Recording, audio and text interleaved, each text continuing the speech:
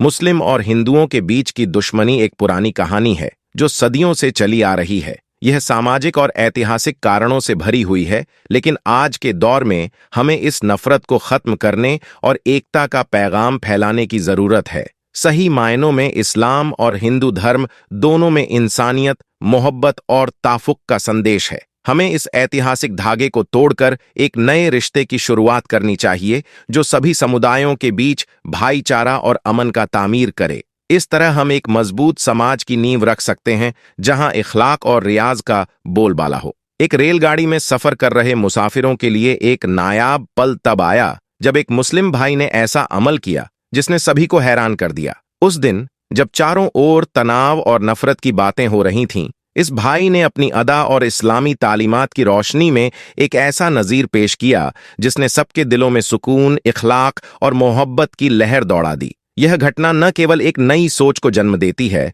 बल्कि हमें याद दिलाती है कि असली इस्लाम का मतलब भाईचारा और अमन है। आइए इस नसीहत अमेज किस्से को विस्तार से जानते हैं जो हमें एकता और ताफुक का पैगाम देता है। एक दिन एक मुस्लिम भाई ने रेलगाड़ी में ऐसा अमल किया जिसने सभी मुसाफिरों को चौंका दिया। यह घटना उन सभी के लिए एक नसीहत बन गई। दोस्तों, आज कुछ लोगों की वजह से पूरे देश का माहौल बिगड़ चुका है। जगह जगह लोग हिंदू मुसलमान के नाम पर बातें कर रहे हैं और दंगे फसाद की घटनाएं बढ़ती जा रही हैं। हाल ही में हरियाणा के मेवात में भी ऐसा ही माहौल देखा गया। हमें इस्लाम की तालीम को ध्यान में रखते हुए इत्तेहाद रहना चाहिए। इस्लाम हमें भाईचारे, अमन और आपसी समझ का पैगाम देता है। आइए हम सब मिलकर मोहब्बत और एकता का संदेश फैलाएं। ऐसे बिगड़े हालात में हम आपको दो ऐसे वाक्य बताने जा रहे हैं जो आपके दिलों से नफरत को मिटाने में मदद करेंगे। इसीलिए आज का यह वीडियो सभी के लिए बेहद खास है।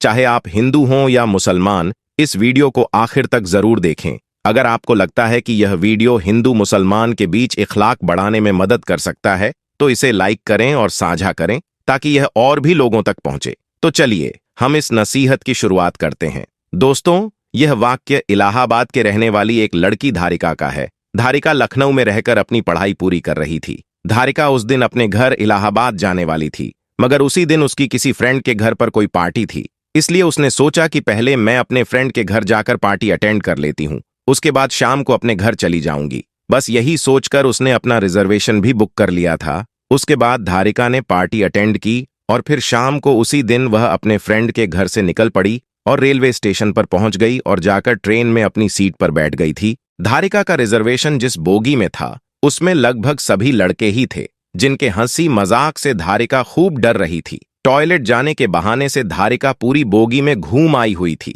मुश्किल से पूरी बोगी में 2 या 3 औरतें ही रही होंगी। यह देखकर धारिका अनजानी सी वैस से कांप सी गई, क्योंकि पहली बार वह रात के वक्त ट्रेन में अकेले सफर कर रही थी। इसलिए वह पहले से बहुत घबराई हुई थी और अब उसकी बोगी में सारे लड़के ही भरे पड़े थे। यह देखकर वह और भी ज्यादा डर गई थी। इसलिए फिर वह खुद को सहज करने के लिए अपनी सीट पर बैठी और एक मैगजीन निकालकर पढ़ने लगी। उस बोगी में लड़कों का एक पूरा झुंड था जो उसी ट्रेन में जा रहा था। उनकी हंसी मजाक और उनके चुटकुलों से धारिका को और भी ज्यादा दहशत पैदा हो रहे थे। धारिका किसी तरह डर और दहशत के साए में रात गुजर रही थी। धीरे धीरे रात गुजरने लगी, मगर धारिका अभी भी कांप रही थी। यह देखकर अचानक सामने की सीट पर बैठे एक लड़के ने कहा, हेलो, मेरा नाम रिजवान है और आप तो डर के मारे पीली पड़ चुकी हो। धारिका ने डर के मारे धीरे से कहा, हाँ, मगर वह कहने लगा, अगर आप अपना नाम बताना नहीं चाहती हो तो मत बताइए,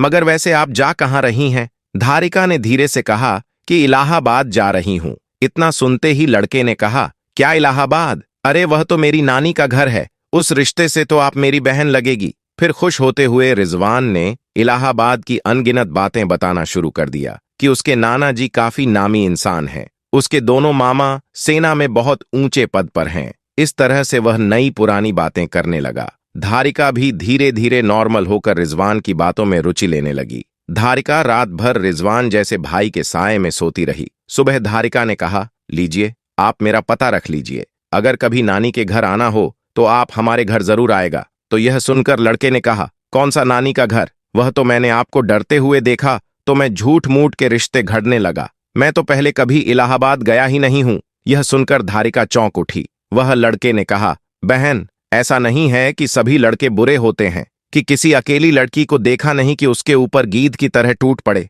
हम में से ही और भी भाई होते हैं। इतना कहकर प्यार से धारिका के सर पर हाथ रखकर मुस्कुराने लगा। धारिका रिजवान को देखते रही, ऐसे कि उसका कोई अपना सगा भाई विदाई ले रहा हो। धारिका की आंखों में आंसू आ गए थे। तभी रिजवान ने धारिका से कहा, हाँ बहन, मेरा नाम रिजवान नहीं बल्कि रियाज है। यह सुनकर धारिका हैरान रह गई। तो दोस्तों, यह तो हुई एक मुस्लिम लड़की की बात। अब आपको एक मुस्लिम लड़के का एक और वाक्य बताते हैं, जिसको सुनकर आपका दिल खुश हो जाएगा और आपके दिल से नफरत खत्म हो जाएगी।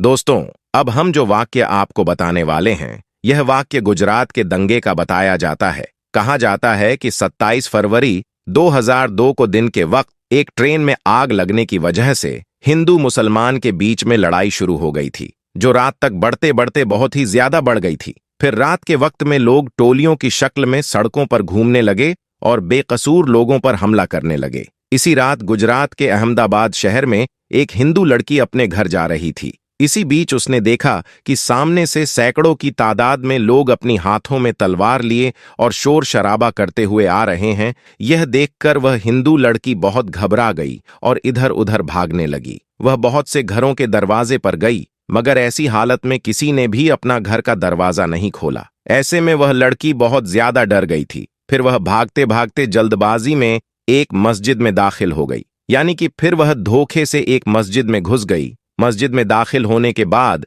उस हिंदू लड़की ने देखा कि मस्जिद के दूसरे कोने में एक जवान मौलवी बैठा हुआ है और कुरान पाक की तिलावत कर रहा है, यानी कि एक चिराग की रोशनी में एक मौलाना कुरान पढ़ रहा था। मौलवी को देखकर फिर वह हिंदू लड़की उसके पास गई और उनको बाहर का सारा माजरा बता दिया, यानी कि उस मौलवी को सब कुछ बता दिया कि वह ऐसे ऐसे अपने घर को जा रही थी, मगर उसके सामने दंगाई आ गई, इसलिए वह डर के मारे यहां पर जाकर छुप गई। फिर वह हिंदू लड़की मौलाना के सामने हाथ जोड़कर कहने लगी कि आप मुझे बचा लीजिए, आप मेरी हिफाजत कीजिए। अगर मैं इस वक्त यहां से बाहर गई तो बाहर खड़े दंगाई मुझे मार डालेंगे। अभी बाहर के हालात बहुत ज्यादा खराब हैं। ऐसे माहौल में अब मैं अपने घर को नहीं जा सकती, इसीलिए मैं रात भर यहीं पर रहकर गुजारना चाहती हूँ। फिर वह हिंदू लड़की हाथ जोड़कर मौलवी से कहने लगी कि मैं आपके सामने हाथ जोड़ती हूँ, आप मुझे रात भर यहां पर रुकने की इजाजत दे दें। लड़की की इन बातों को सुनने के बाद मौलवी साहब उठे और मस्जिद के दरवाजे पर गए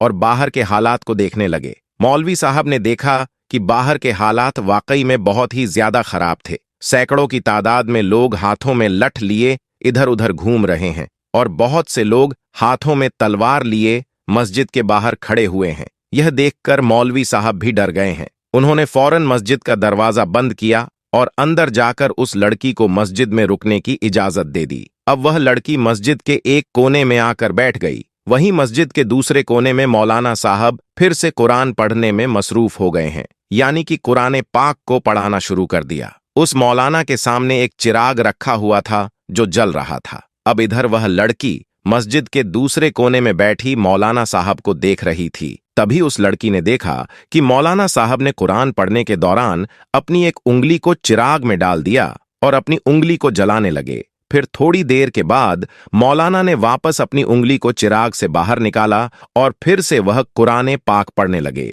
थोड़ी देर के बाद में लड़की ने फिर से देखा कि वह मौलाना फिर से वही काम कर रहे हैं, यानी कि उन्होंने फिर से अपनी उंगली को चिराग में डाल दिया और थोड़ी देर जलने के बाद उन्हें वापस अपनी उंगली को बाहर निकाल लिया। मस्जिद के दूसरे कोने में बैठी वह हिंदू लड़की यह सारा मंजर अपनी आंखों से देख रही थी। यह देखकर वह लड़की हैरान और परेशान हो गई और सोचने लगी कि यह मौलाना साहब कहीं पागल तो नहीं हो गए हैं, जो बार बार अपनी उंगली को आग में जलते हैं। खैर दोस्तों, फिर ऐसे सोचते सोचते उस लड़की की आंख लग गई, यानी कि उसको नींद आ गई और फिर पूरी रात निकल गई और सुबह हो गई। सुबह को मौलाना उठे और मस्जिद के दरवाजे पर गए और उन्होंने बाहर के हालात देखे। मौलाना ने देखा कि उस वक्त बाहर कोई नहीं था, यानी कि सारे दंगाई वहां से जा चुके थे। फिर वह मौलाना उस लड़की के पास गए और कहने वालों की बहन उठो, हमारी नमाज का वक्त हो गया है। अभी थोड़ी ही देर के बाद यहाँ पर बहुत सारे नमाजी आने वाले हैं, इसलिए अब तुम्हारा यहाँ रुकना मुनासिब ही नहीं है,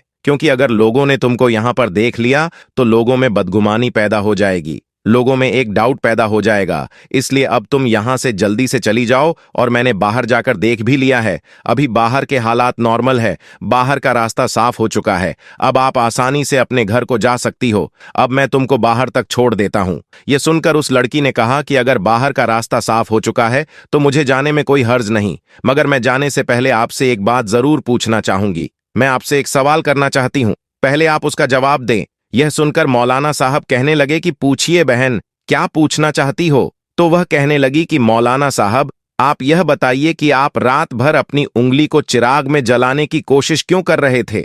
यह सुनकर मौलाना साहब कहने लगे, बहन, इसके बारे में आप ना ही पूछो तो अच्छा है, क्योंकि यह मेरा जाति मामला है, इसलिए मैं इसके बारे में आपको नहीं बता सकता। तो यह सुनकर वह लड़की कहने लगी कि जब तक आप मुझे इसके बारे में नहीं बताएंगे तब तक मैं यहां से वापस नहीं जाऊंगी। इसीलिए फिर मौलाना साहब को इसके बारे में मजबूरन बताना पड़ा। फिर वह मौलाना साहब कहने लगे, देखो बहन, बात दरअसल यह है कि जब तुम रात के वक्त यहां पर आई थीं तो तुम्हारी खूबसूरती को देखकर शैतान ने मुझको बहकाना शुरू कर दिया था। इसी वजह से रात में जब जब मेरे दिमाग में गलत और गंदे ख्याल आते तब तब मैंने अपने नफ्स को आपके हवाले कर दिया और उसे आग के मजे चखाने लगा। आग की तपीश देखकर मेरी नफ्स गलत काम करने से रुक गई और ऐसा करते करते मेरी पूरी रात गुजरी। तो दोस्तों, देखा आपने, ना ही सारे हिंदू बुरे होते हैं और ना ही सारे मुसलमान बुरे होते हैं। बुरे कुछ गिने चुने लोग होते हैं जिनको बुरा बना दिया जाता है,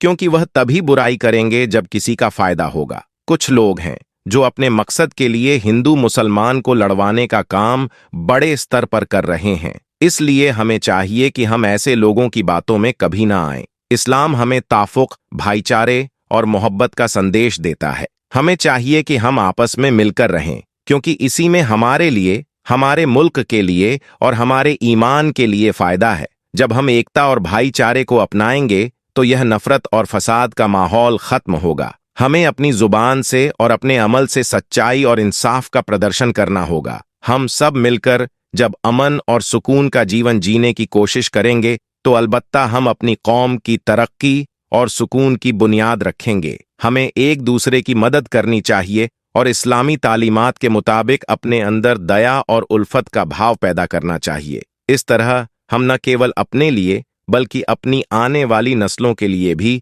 एक बेहतर समाज का तामीर कर सकते हैं। आपको आज की वीडियो कैसी लगी और आपने हमारी आज की वीडियो से क्या सीखा, कमेंट्स में आकर जरूर बताएं। अगर वीडियो पसंद आई तो इसे लाइक करें, शेयर करें अपने रिश्तेदारों के साथ और आगे भी इसी तरह की वीडियोस देखते रहने के लिए चैनल को सब्सक्राइब करना बिल्कुल न भूलें। तब तक के लिए अल्लाह हाफिज। आप सभी अपना और अपनों का ख्याल रखें और उनका भी, जिनका इस दुनिया में कोई नहीं, उनके लिए जितनी मदद हो सके जरूर कीजिए।